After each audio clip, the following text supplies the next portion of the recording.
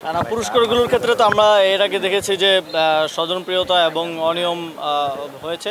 তবে এখন আমরা চেষ্টা করছি যথাসম্ভব এখানে স্বতন্ত্র ব্যক্তিদের মাধ্যমে যাতে করে এই অ্যাসেসমেন্টটা করা যায় এবং সেখানে যেন কোনো প্রকারের দুর্নীতি কিংবা অনিয়ম না হয়, স্বজনপ্রীতি না হয়। পুরস্কার দেখে তো প্রকৃতভাবেই যাদের পাওয়ার কথা তারাই যেন পায় এবং এটা তো একটা অ্যাপ্রিসিয়েশন। আমরা যদি আমাদের ভালো প্লেয়ারদেরকে প্রপারলি অ্যাপ্রিসিয়েশনটা করতে পারি তাহলে আরও নতুন নতুন যারা আসছে খেলার চেষ্টা করছে তাদের মধ্যে একটা অ্যাসপাইরেশন তৈরি হবে। তো সেই জায়গা থেকে এটা আমরা সেভাবেই দেখব। ইউনিয়ন পর্যায় থেকে এই খেলাটা শুরু হয় এবং প্রতিটা ইউনিয়নের টিম থাকে, সেখান থেকে বেস্ট প্লেয়ারদেরকে নিয়ে পরবর্তী টিম গঠিত হয় এবং মেয়েদের বালিকাদের ক্ষেত্রে যে উপজেলা পর্যায় থেকে এবং প্রায় 1 লক্ষ পার্টিসিপেন্ট, আপনারা জানেন এটা একটা ট্যালেন্ট হান্টের মতো হিসেবে কাজ করে এবং বেস্ট প্লেয়াররা ফাইনাল খেলে এই পর্যায়ে পর্যন্ত আসে।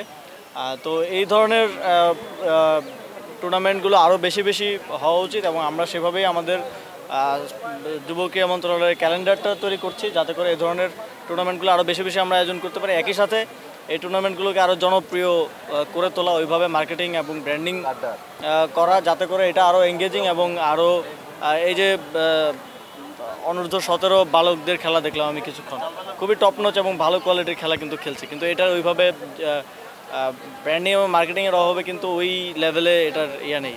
তো এগুলো আমরা সামনের দিনে খেয়াল রাখবো এবং এই ধরনের টুর্নামেন্টগুলো আমরা আরও বাড়াবো, যেটা একদম রুরাল পর্যায় থেকে প্লেয়াররা খেলার সুযোগ পাবে এবং সেখান থেকে একদম মেইন স্ট্রিমে উঠে আসার একটা সুযোগ পাবে এবং ভবিষ্যতের জন্য তৈরি হওয়ার সুযোগ পাবে। আমরা এইসব বিষয়গুলো নিয়ে বাফুফের সাথে কাজ করছি। আমরা চেষ্টা করব, কতটুকু করতে পারবো জানি না, তবে অদূর ভবিষ্যতে অবশ্যই আমরা আশা করি যে এই যে জানান দীর্ঘদিন ধরে খেলা হয় না, সেখানে একটা খেলা আয়োজন করতে গেলে ফ্লাডলাইট থেকে শুরু করে অনেক কিছু অব্যবহৃত থাকার কারণে স্টেডিয়ামগুলোর খুব নাজেহাল দশা।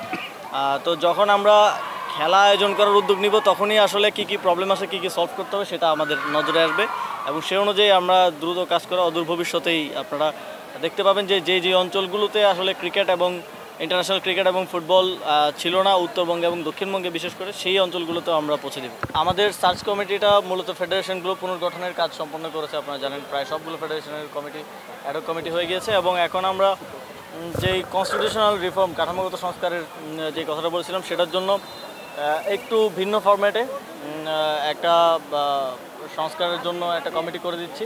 এই সপ্তাহের মধ্যে কমিটিটা চলে আসবে, আপনারা দেখতে পাবেন এবং আমরা যেহেতু আগেই কিছু কাজ হয়ে আছে, আমরা আশা করছি 1 মাসের মধ্যেই এই কমিটি রিপোর্ট দেবে এবং সেই অনুযায়ী আমরা এটা প্রপারলি ম্যানেজ করার বিষয়, আমরা কতটুকু ম্যানেজ করতে পারি। আমাদের জাতীয়ভাবেও তো সংস্কার নিয়ে অনেকেরই অনেক ধরনের মতামত আছে, সেই বিষয়গুলোকে এক জায়গায় আনার জন্য একটা ঐকমত্য কমিশন হয়েছে এবং ওনারা থ্রু ডিসকাশন এগুলো প্রবলেমগুলো সলভ করছেন এবং এক জায়গায় আসছেন।